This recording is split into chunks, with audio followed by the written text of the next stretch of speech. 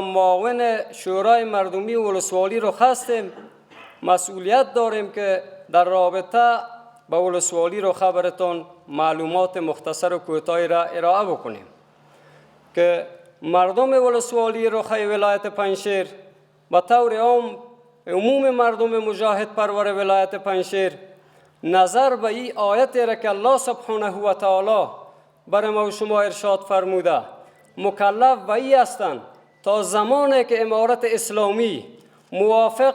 به کتاب الله و سنت رسول الله صلی الله علیه و سلم و موافق به اصول و قواعد و مقررات را که مذهب حنفی امام ابو حنیفه رحمت الله علیه و ائمه مجتهدین ائمه اربعه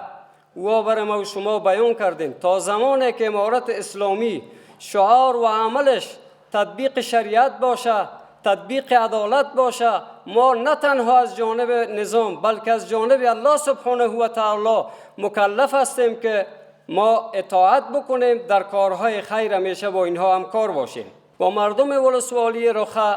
همیشه در طول تاریخ از زمان اشغال انگلیس ها به افغانستان، علمای این سرزمین و در زمان اشغال روس ها و ملحدین، علما و مجاهدین این سرزمین و در زمان اشغال امریکایی های اشغالگر و غلامانشون، مردم به پنجشیر به طور عام و علما و مجاهدین حقیقی ولسوالی رخه هدفشون، شعارشون تطبیق شریعت بوده، اعلای کلمت الله بوده، بلند کردن درفش محمدی که عبارت از بیرق اسلام کلمه لا اله الا الله محمد رسول الله می باشه، هدفشون امین بوده.